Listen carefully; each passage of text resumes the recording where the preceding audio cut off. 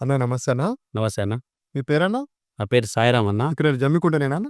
జమ్మికుంట. రీసెంట్‌గా జమ్మికుంట మొత్తం ముఖ్యంగా హుజురాబాద్ వేదికగా బండి సంజయ్, ఈటెల రాజేందర్ అనుచరుల పైన, ఈటెల రాజేందర్ పైన కొంత ఇండైరెక్ట్‌గా వ్యాఖ్యలు చేశారు. హుజురాబాద్‌లో ఈటెల రాజేందర్ వర్సెస్ బండి సంజయ్ అనేటువంటి ఒక రాజకీయ వేడి నడుస్తుందనేటువంటి చర్చ అయితే జరుగుతుంది. దీనిపైన మీరేమంటారు? వాస్తవంగా చెప్పాలంటే ఒక రాష్ట్ర అధ్యక్షుడు, పార్టీకి రాష్ట్ర అధ్యక్షుడు, తర్వాత జాతీయ అధ్యక్షుడు ఫైనల్. తర్వాత పార్టీ సిద్ధాంతాలకు, పార్టీ జెండాకు పనిచేయాల్సిన అవసరం ప్రతి ఒక్క కార్యకర్తకు ఉంటది. కానీ ఇక్కడ ఉన్నటువంటి వ్యవస్థ ఏం చేసిందంటే కొంతమంది కావాల్సుకొని ఈ బండి సంజయ్ వర్గం, ఇది ఈటెల రాజేందర్ వర్గం అని చెప్పింది. సరే మేము బండి సంజయ్ వర్గము, ఈటెల రాజేందర్ వర్గం అనేది ఇక్కడ ఉన్నటువంటి ప్రజానీకానికి అంతా తెలుసు.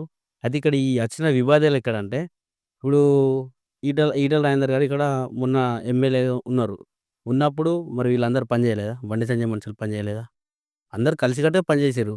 కానీ ఇక్కడ కొంతమందికి ఎక్కువ ప్రిఫరెన్స్ కూడా ఇచ్చిర్రు. బండి సంజయ్ వర్గం కూడా వాళ్ళకి ఎక్కువ ప్రిఫరెన్స్ ఇచ్చిర్రు. ఈటెల రాజేందర్ మనుషులకే ఏంటిది అసెంబ్లీ కన్వీనర్ ఈటెల రాజేందర్ మనిషికే ఇచ్చిర్రు. ఇప్పుడు ఈ హుజురాబాద్ కాన్స్టిట్యూన్సీ‌లే కాదు. రాష్ట్ర వ్యాప్తంగా రాష్ట్రంలో కూడా చూసుకోండి.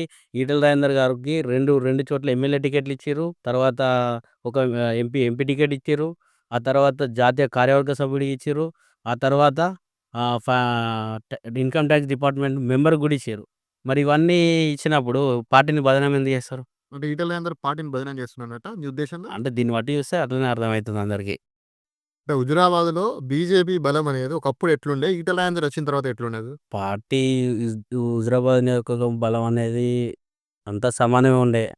మరి మీరన్నప్పుడు అనిల్ వారస్ హుజురాబాద్‌లో బీజేపీ బలం ఎంత? ఇప్పుడు బీజేపీ బలం ఎంత? ఈటెల రాజేందర్ పార్టీలో చేరిన తర్వాత. పార్టీలో బలం అనేది ఉండదన్న. పార్టీలో బలం అనేది ఏది ఉండది. అంతా సమానమే. అది ఎన్ని ఓట్లొచ్చినా 10 ఓట్లు రాని, 100 ఓట్లు రాని, 20 ఓట్లు రాని, ఎన్ని ఓట్లని రాని అంతా సమానమే. దాంట్లో ఈ బలగం అనేది ఏది ఉండదు. సిద్ధాంతాలు అంతే. ఏదున్నా సిద్ధాంతం. వారు ఎవ్వలన్నా గాని. అంటే ఇయాల నేనైనా రేపొద్దున నాకే ఏదైనా ఇచ్చినా గూడా నేను గూడా కట్టుబడి పని చేయాల్సి ఉంటది. దానికి గూడా. హ్మ్. అంటే 7 సార్లు ఎమ్మెల్యేగా పనిచేసినటువంటి వ్యక్తి, 2 సార్లు మంత్రిగా పనిచేసినటువంటి వ్యక్తి ఈటెల రాజేందర్. అలాంటి వ్యక్తి బీజేపీ పార్టీలోకి వస్తే అసలు ఆ వ్యక్తి వల్ల పార్టీ బలపడలేదంటారా మీ ఉద్దేశంలో? ఇప్పుడు చాలా మందొచ్చిర్రు. నేనొక్కడే రాలేదు. చాలా మందొచ్చిర్రు. చాలా మందొచ్చినప్పుడు మరి వాళ్ళందరి తరపున వాళ్ళతో నేను ఎందుకు కాలేదు లొల్లీలు? ఈయనొచ్చినంక ఎందుకైతున్నాయి? ఈటెల రాజేందర్ వల్లనే ఈ గొడవలు జరుగుతున్నాయి. ఈటెల రాజేందర్ ఈ గొడవలు పెడుతున్నాడని చెప్పేసి మీరు అంటున్నారా? ఇప్పుడు కావాల్సుకొని అప్పుడు బండి సంజయ్ అన్న గారు రాష్ట్ర అధ్యక్షుడు ఉన్నప్పుడు కావాల్సుకొని 10 సార్లు ఢిల్లీకి పోయి అధ్యక్ష పదవి ఉండద్దని చెప్పేసి మాట్లాడినప్పుడు, మరిప్పుడు ఈయనకు లాస్ట్‌కు రాష్ట్ర అధ్యక్ష పదవి రాకపోవడం వల్ల ఇదంతా కావాల్సుకొని చేత్తారు. నాకు కిందకే వస్తది. ఏం చేసిండు ఈటెల రాజేందర్? అంటే ఏం చేసిండంటే ఏమున్నది ఇప్పుడు రాష్ట్ర అధ్యక్ష పదవి నాకు కావాలని చెప్పిండు.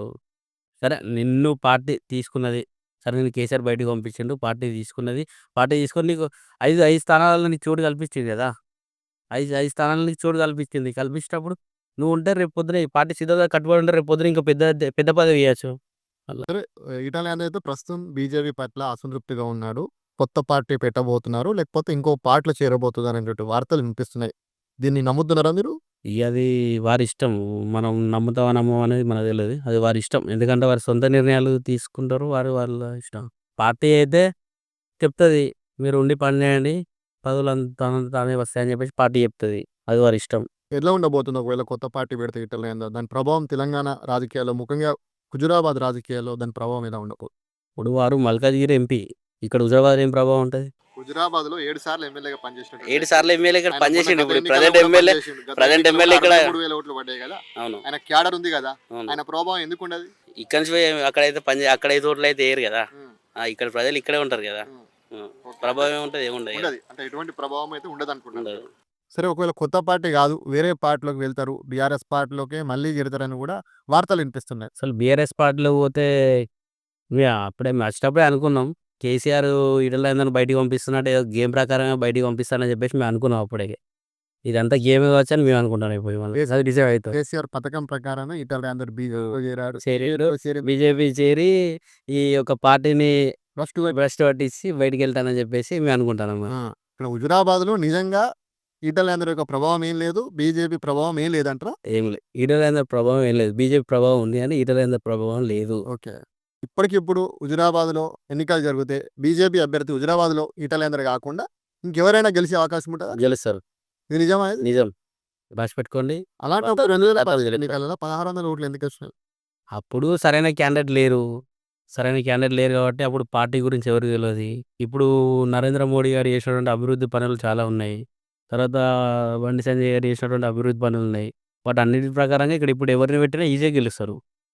ఇప్పుడు రానున్న స్థానిక ఎలక్షన్‌లలో కూడా చాలా మంది గెలవడానికి ప్రయత్నం చేస్తున్నారు. గెలుస్తారు కూడా. బండి సంజయ్ గారు కూడా మన హుజురాబాద్ వేదిక వ్యాఖ్యలు చేశారు. అవును. నా ఎన్నికల్లో కూడా పార్లమెంట్ ఎన్నికల్లో నాకు ఎవరు సపోర్ట్ చేయలేదు. నాకు ఓట్లు వేయకుండా అడ్డుకున్నారని చెప్పేసి అన్నారు. కాకపోతే మనం చరిత్ర చూస్తే గనక గతంలో 23,000 ఓట్లొస్తే 2019 ఎన్నికలలో 2024 ఎన్నికలలో 73,000 ఓట్లొచ్చాయి. అది ఈటెల రాజేందర్ వల్లే వచ్చినాయని చెప్పేసి కూడా ఈటెల రాజేందర్‌కి సంబంధించిన వర్గాలు వారి యొక్క అభిమానులు అంటున్నారు. అయితే వాస్తవంగా చెప్పాలంటే మొన్న సంజయ్ అన్న గారు చెప్పింది వాస్తవమే. 2000 మొన్న జరిగిన ఎలక్షన్‌లలో మాత్రం నాకు హుజురాబాద్ నుంచి ఓట్లు ఏం పడలే అని చెప్పేసిన కారణం ఏందంటే, ఆ ఎలక్షన్‌ల రోజు ఎవ్వరు కూడా బూత్‌ల దగ్గర లేరు. అంటే కొంతమందున్నారు. కానీ మళ్ళీ తర్వాత బండి సంజయ్ అన్న గారు టెలికాన్ఫరెన్స్ పెట్టి అందరినీ మీరు ఎక్కడెక్కడ ఉన్నారో అందరూ పోయి బూత్‌ల కాడ కూర్చోవాలి. బూత్‌ల కాడ ఉండి నాకు ఓట్లు పడిపియాలని చెప్పేసి చెప్పినాక వాళ్ళందరూ బయటికొచ్చి పని చేసిర్రు. అప్పుడు దాని విధంగా ఓట్లు పడ్డాయి. ఫైనల్‌గా చెప్పండి ఈటెల రాజేందర్ గారు కూడా మొన్న ఇటీవల మన షామీర్పేట నివాసంలో ఇదే హుజురాబాద్‌కి సంబంధించినటువంటి కార్యకర్తలతోటి సంపుకుంటారో, సాదుకుంటారో అన్నటువంటి గతంలో అన్నటువంటి ఈటెల రాజేందర్ ఈసారి కడుపులో కత్తులు పెట్టుకొని నా మీద కౌగిలించుకుంటారు, నన్ను కౌగిలించుకుంటారు అని చెప్పి వ్యాఖ్యలు చేశారు. అది ఎవరిని ఉద్దేశించి చేసినట్టు మరి? బండి సంజయ్‌నేనా? ఏ బండి సంజయ్ అన్నారా ఇంకెవరన్నారో మాకు తెలవదు గానీ, ఇగ కడుపులో కత్తులు పెట్టుకొని అవును. అనేటువంటి కొన్ని వివాదాస్పదంగా కొన్ని వ్యాఖ్యలైతే చేశారు. అది బండి సంజయ్‌నే అన్నట్టు కూడా కొంత చర్చ జరుగుతుంది. దీనిపై ఇగ అది పార్టీ అధిష్టానం చూసుకుంటది. మనం ఏం చెప్పలేం. ఇప్పుడు ఆయన ఎవరిని ఉద్దేశించి అన్నారో మనకు తెలవదు గదా! అది పార్టీ అధిష్టానం చూసుకుంటది. కడుపులో కత్తులు పెట్టుకొని పైకి కౌగిలించుకునేది ఆయనే. ఇప్పుడు ఎందుకంటే చెప్పాలంటే నేనున్నా మొన్న రాష్ట్ర అధ్యక్ష పదవి నాకు కావాలని చెప్పిండు. కావాలని చెప్పినాక అధిష్టానం దగ్గర పోయి నాకే కావాలని చెప్పిండు. సరే బండి సంజయ్ గారు అధ్యక్ష పదవి నుంచి పీకేయాలనుకున్నాడు. కడుపులో కత్తులు పెట్టుకున్నట్టే గదా! పోయి ప్రయత్నాలు చేసిండు. కడుపులో కత్తులు పెట్టుకున్నట్టే బయటకొచ్చి ఏమన్నాడు, "అధ్యక్ష పదవి ఎవరికొచ్చినా నాకేం ఇబ్బంది లే" అన్నాడు. ఇప్పుడు పైకి కౌగిలించుకున్నట్టు అయిందా? అదే అదే మాట ఆయన రివెంజ్ తీసుకున్నాడా? ఇప్పుడు రివెంజ్ తీసుకున్నాడు. ఈటెల రాజేందర్‌కు రాష్ట్ర అధ్యక్ష పదవి కన్ఫర్మ్ అయిన తర్వాత బండి సంజయ్ గతంలో ఏదైతే రివెంజ్ ఉన్నదో ఆ రివెంజ్ ఈసారి ఈటెల రాజేందర్‌కి రాకుండా చేసిండు అని చెప్పి కూడా రివెంజా అది? దానికి బండి సంజయ్ అడ్డు రాలేదు. ఈటెల రాజేందర్ గారికి అధ్యక్ష పదవి రాకపోవడానికి బండి సంజయ్ ముఖ్య వ్యక్తి కాదు. అధిష్టానం ఏం చెప్తదో, ఎక్కడ ఎవరిని చూసి మాట్లాడుతదో, అది ఎవరికి పెడతదో అది పార్టీ ఇష్టం. అసలు ఈటెల రాజేందర్‌తో పోల్చితే రామచంద్రరావుకు ఉన్నటువంటి అర్హతలేంటి? రామచంద్రరావుకు ఉన్నటువంటి క్యాడర్ ఏంటిది? రామచంద్రరావుకు ఉన్నటువంటి బలం ఏందసలు? రామచంద్రరావు గారు ఆర్ఎస్ఎస్ నుంచి వచ్చిన వ్యక్తి. తర్వాత ఏబీవీపీ యూనివర్సిటీలలో తన ప్రాణాలను కూడా లెక్కేయకుండా ఆయన యూనివర్సిటీలో ఉద్యమాలు చేసేటప్పుడు ఆయన కాలు అప్పుడే పోయింది. అట్లాంటి వ్యక్తులను ఎట్లా మర్చిపోతది ఇయాల పార్టీ? అన్ని సంవత్సరాల నుంచి కష్టపడకుండా వస్తారు కదా! వాళ్ళని ఎట్లా మర్చిపోతది పార్టీ? ఈటెల రాజేందర్ కూడా తెలంగాణ ఉద్యమంలో అత్యంత కీలకంగా వ్యవహరించాడు. తెలంగాణ రావడంలో కూడా చాలా కీలక పాత్ర పోషించాడు. అలాంటి వ్యక్తిని మీరు ముఖ్యంగా బీసీ సామాజిక వర్గానికి సంబంధించినటువంటి నాయకుడు, ముదిరాజ్ సామాజిక వర్గానికి సంబంధించిన నాయకుడు. కాబట్టి అటువంటి వ్యక్తిని కాదని చెప్పేసి ఒక బ్రాహ్మణ సామాజిక వర్గానికి సంబంధించినటువంటి వ్యక్తిని ఎట్లా అధ్యక్షుడిని చేస్తారు? ఇప్పుడు ఈటెల రాజేందర్ గారు తెలంగాణ కీలక వ్యక్తి అంటే సరే ఉద్యమం చేసిండు, ఉద్యమాలలో పాల్గొన్నాడు. మేము కాదంటలేము.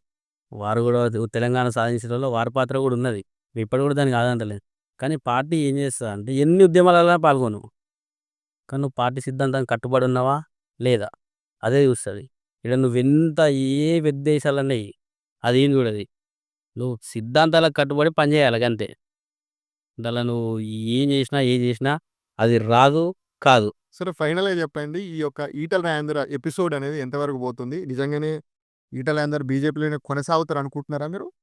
నాకు తెలిసైతే కొనసాగలేరు అని అనుకుంటున్నా. ఆయన బయటికి పోయి తిరిగి కాంగ్రెస్ పార్టీలనో లేదంటే బీఆర్ఎస్ పార్టీలనో ఏరుతాడు. ఎందుకంటే కేసీఆర్ గారు ఆడించినటువంటి ఒక ఇంత నాటకం ఇది. ఎందుకంటే పార్టీని మిగతా పార్టీ ఎదుగుతాంటే ఆయన ఓర్వలేక ఈయనను బయటికి పంపించి, ఈ యొక్క పార్టీని భ్రష్టు పట్టించి ఇదంతా చేపిద్దామనే ఆలోచనలో ఆయన బయటికి పంపించిండు. ఇప్పుడు అదే విషయంలో చక్రం తిప్పి అనుకున్న సాధించిర్రు. మళ్ళా బయటికి పోయి కేసీఆర్ ఆడినటువంటి ఏదైతే నాటకంలో బీజేపీ బలహీనపడింది. అనుకుంటున్నారా? అవును. ఇప్పుడు రామచంద్రరావు యొక్క అధ్యక్ష పదవి కూడా కేసీఆర్ ఆడించిందేనా? కాదు అది. అదెట్లయితే అది అధిష్టానం తీసుకున్నాయి కదా అది. అది వారు తీసుకున్నట్లయితే అది అధిష్టానం తీసుకున్నది కాబట్టి అధిష్టానం చెప్పిందది. ఓకే అన్న. Thank you. థాంక్ యూ అన్న. ఓకే.